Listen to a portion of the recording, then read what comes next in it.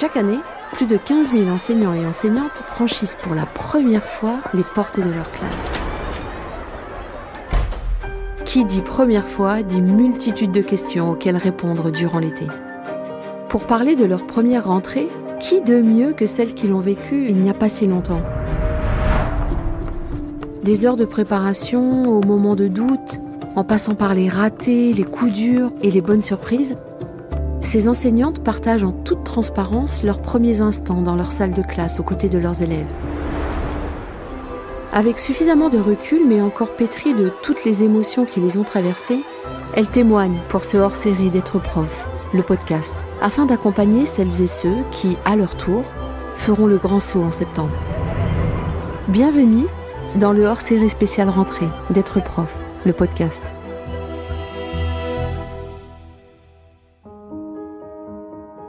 Faire sa première rentrée en élémentaire, c'est un peu comme se mettre au bord du grand bain et plonger, tête la première. Plonger sans savoir si on sait nager. On a passé des heures, des jours, des semaines, dans le meilleur des cas, à imaginer à quoi ressemblerait ce moment. Et puis, ce premier jour arrive. Lorsque j'ai accueilli mes élèves, c'est vrai qu'au début j'étais stressée. Parce qu'en voyant tout ce groupe d'enfants, surtout que ce que l'on m'avait pas dit dans cette école, c'est que les élèves sont accompagnés de leurs parents dans la salle de classe. Donc je me suis tout de suite retrouvée avec 22 élèves accompagnés de leurs parents. Donc il fallait tout de suite que je gère l'arrivée de mes élèves et que je puisse trouver les mots pour dire tranquillement aux parents de sortir de la salle de classe. Nous rencontrons les élèves avec ma binôme, ce qui est un petit peu moins terrifiant. Je suis terrifiée quand même. Mais la journée passe vite et je me sens à ma place et ça fait du bien. Des profs comme Laurane et Wilma qui plongent en septembre dans le grand bain sans bouée, il y en a des milliers. Chacune et chacun avec son parcours, son expérience, son ressenti et ses appréhensions. Je m'appelle Laurane, j'ai 32 ans. J'ai fait ma première rentrée en CE1 en tant que PES, donc en alternance avec l'INSPE après une reconversion professionnelle. Je garde de cette rentrée un souvenir très mouvementé. Bonjour, je m'appelle Wilma, j'ai 27 ans et j'ai effectué ma première rentrée le 1er septembre 2022 en classe de CE1 après un master MEF premier degré.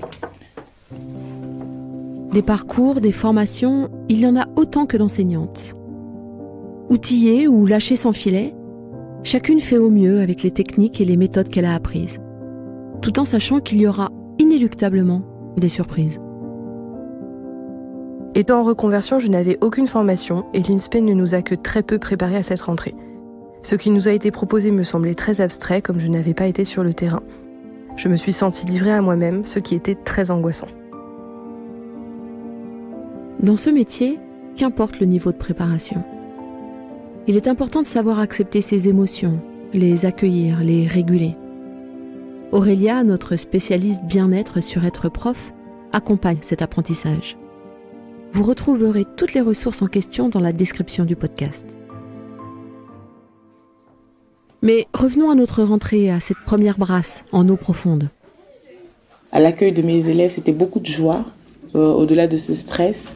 Et une fois que les parents sont partis, moi j'avais prévu dans la classe un coin regroupement. Donc avec mes élèves, on s'est tous mis au coin regroupement et là on a pris un temps d'échange pour apprendre à se connaître. À ce moment-là, j'ai su que j'étais à ma place. Parce que jusqu'ici, tout se passait non pas comme je l'avais prévu exactement dans les détails, mais jusqu'ici, j'arrivais à rebondir et à faire en sorte que ça se passe bien.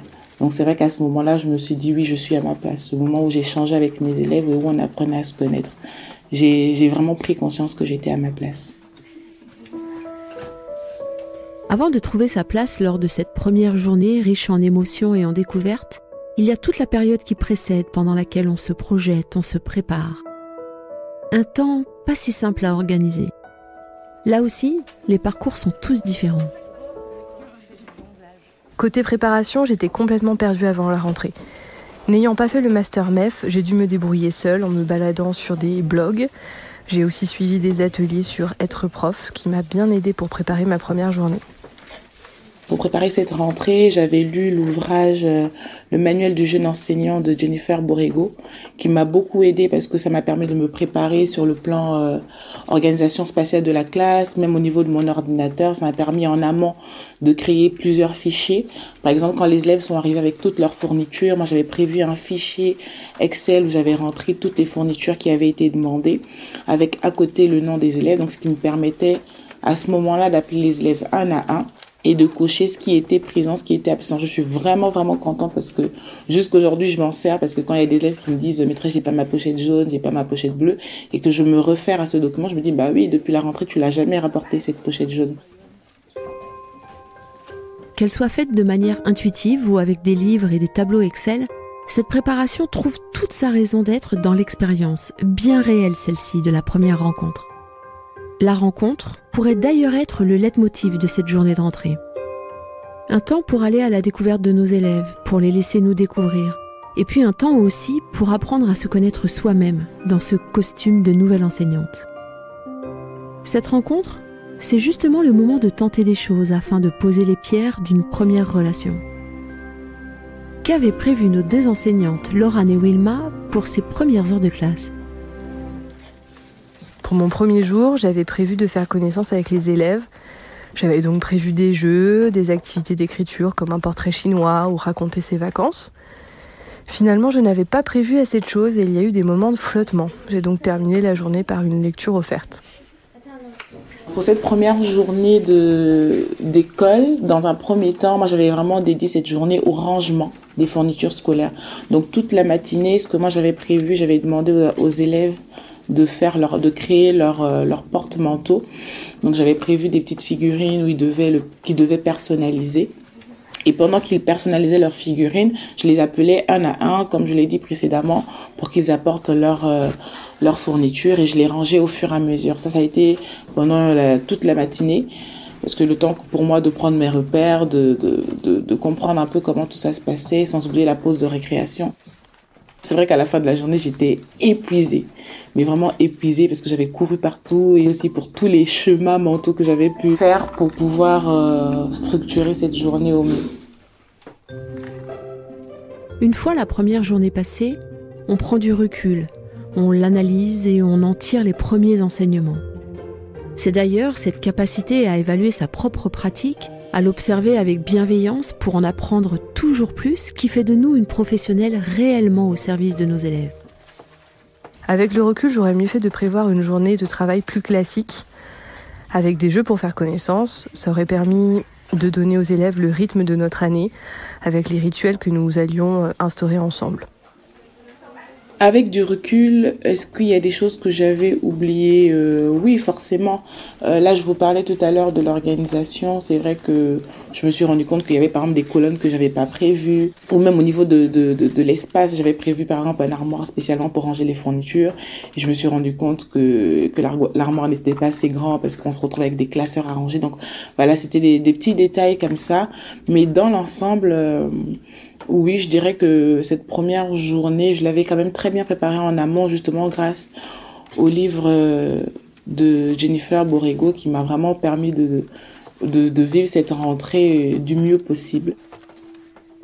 Alors on apprend pour l'année suivante, pour proposer autrement, mieux, plus ajusté. Qu'est-ce que Laurane aurait voulu savoir le jour de sa première rentrée ? Que peut-elle vous dire à vous qui nous écoutez afin de vous partager un peu de cette sagesse acquise ? Si j'avais la possibilité de m'adresser à l'enseignante que j'étais il y a quelques mois, je lui dirais « Ne t'en fais pas, ça va aller. Tu vas prendre tes marques et tu vas apprendre à t'organiser et tout sera plus simple dans quelques mois. Fais-toi confiance. » Au-delà du regard que l'on porte sur sa propre pratique, le regard extérieur apporté par les visites d'inspection ou de tutorat vient aussi apporter des pierres à notre édifice pédagogique. Des visites qui peuvent être rassurantes ou au contraire déstabilisantes, voire parfois très maladroites. Au final, ces retours nous font toujours grandir. Comment est-ce que Laurane et Wilma ont vécu les leurs ?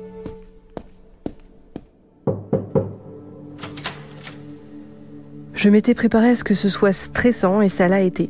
Certains proposent des remarques constructives lors de leur visite, d'autres beaucoup moins. Ce n'est pas toujours évident. Alors respirez un grand coup avant, Et dites-vous que ce n'est pas représentatif de votre travail. Cela ne dure que quelques heures et après c'est fini. On peut passer à autre chose. Les visites, au début, c'était stressant parce qu'on a une personne dans notre classe qui vient quand même observer notre pratique. Mais au-delà de ça, c'était un accompagnement, une visite, une observation bienveillante. Ce qui fait qu'au-delà de la première visite où on se sent quand même un peu mal à l'aise parce qu'il y a quelqu'un au fond de la classe, et donc parfois on bafouille sur des choses que l'on fait aisément. Mais au-delà de ça, toutes les visites qui ont suivi se sont très bien passées. Le conseil que je pourrais donner aux enseignants, aux futurs enseignants, c'est de garder à l'esprit que la personne qui est là ne vient pas pour nous juger, mais pour nous accompagner. Et de lui faire confiance aussi, de prendre en compte les conseils. Moi, c'est quelque chose que la personne qui m'a inspectée à plusieurs reprises m'a fait comprendre, c'est que elle remarquait qu'à chaque fois qu'elle revenait dans ma classe, je mettais en application les conseils qu'elle m'avait donnés lors de la visite précédente.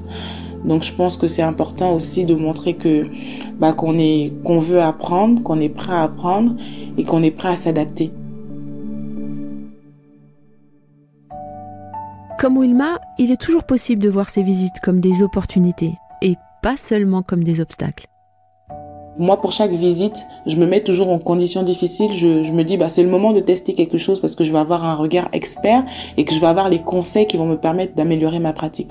Donc voilà, je pense que ce serait plutôt ça. Si je devais donner un conseil à quelqu'un, je dirais à la personne de pas hésiter, justement de se mettre dans des conditions d'enseignement où l'on se sait pas très à l'aise pour que la personne qui a le regard expérimenté puisse nous donner les outils nécessaires pour améliorer justement cette pratique d'enseignement que l'on souhaite expérimenter et faire évoluer. Oser, expérimenter sont les maîtres mots de Wilma. Chaque jour de classe est un nouveau jour avec ses temps de mieux en mieux maîtrisés, mais aussi ses difficultés. Malgré chaque progrès, il reste toujours de nouveaux apprentissages à envisager. Moi, je suis toujours à la bourre quand il faut faire des comptes rendus, quand il faut préparer des PPRE, parce que pour moi, c'est toujours la jungle administrative. On ne sait pas où chercher, comment chercher. On se demande si on a bien rédigé. Donc voilà, je pense que c'est ce qui m'a manqué en formation parce qu'on n'en a pas du tout parlé, on n'a pas du tout abordé ce point et que je découvre encore sur le tas. Et jusqu'aujourd'hui, je vous dis, je ne suis pas encore totalement à l'aise avec le côté administratif de ce métier. Malgré les manques, malgré les difficultés, avec des ajustements, cette année scolaire s'achève. Alors, qu'est-ce que Laurane et Wilma auraient souhaité entendre si elles avaient été à votre place, à la veille de leur première rentrée? Si je n'avais qu'un seul conseil à donner, ce serait faites-vous confiance et amusez-vous le plus possible. Moi, je réalise que plus je prends du temps pour moi, plus je vis au mieux ma vie personnelle, plus je suis en mesure de donner à mes élèves.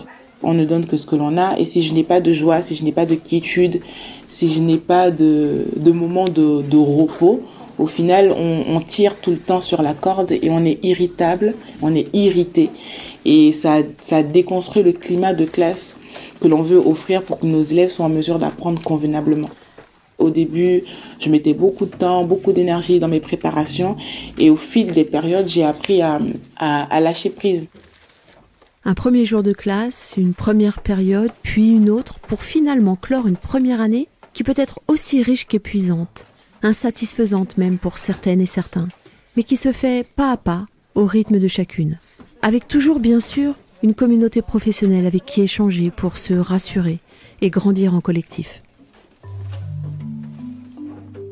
J'ai eu la boule au ventre pendant longtemps parce que j'étais stressée du point de vue de tous ces facteurs à gérer.